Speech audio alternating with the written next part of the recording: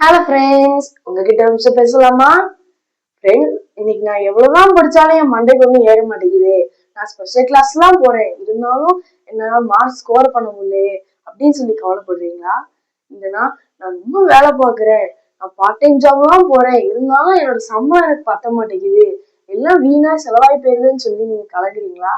உங்களுக்காக தான் ஃப்ரெண்ட்ஸ், லூக்கா 5ஆம் அதிகாரத்துல இயேசுப்பா செஞ்ச ஒரு அற்புதத்தை பத்தி உங்கள்கிட்ட சொல்ல வந்திருக்கேன்.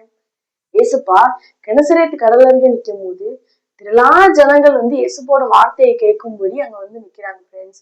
அப்போ ஏசுப்பா அவங்களுக்கு செய்தி கொடுக்கும்படியாக அந்த கடற்கரையில இருந்த 2 படகுல சீமோன் பேதுருவோட படகுல ஏறி அந்த ஜனங்கள் எல்லாருக்கும் செய்தி கொடுக்குறாங்க ஃப்ரெண்ட்ஸ். அப்படி செய்தி கொடுத்து முடிச்சதுக்கு அப்புறம் ஏசப்பா சீமோன் பேதுருவை நோக்கி, நீங்க மீன்களை பிடிக்கும்படி ஆழத்துல கொண்டு போய் வலைகளே போடுங்க அப்படின்னு சொல்லி சொல்றாங்க ஃப்ரெண்ட்ஸ்.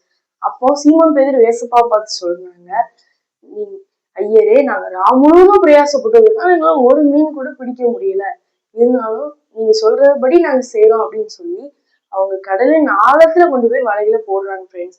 அப்போ அவங்க வலைகள் எல்லாம் கிளியத்தக்க 2 படகுகளும் அமிழத்தக்கதாக திரளான மீன்களை அவங்க பிடிக்கிறாங்க ஃப்ரெண்ட்ஸ். இதே மாதிரிதான் ஃப்ரெண்ட்ஸ், நம்ம வாழ்க்கையிலையும் வெறுமையான நம்மளை இயேசுப்பா தேடி வரும்போது நம்ம அவருக்கு இடம் கொடுத்து அவரோட வார்த்தையை கீழ்ப்படிஞ்சோம்னா வெறுமையா இருக்கிற நம்மளையே இயேசுப்பா நிரம்பி வலியத்தக்கதாக ஆசீர்வாதங்களை கொடுக்க இயேசுப்பா வல்லவரா இருக்கிறார் ஃப்ரெண்ட்ஸ்.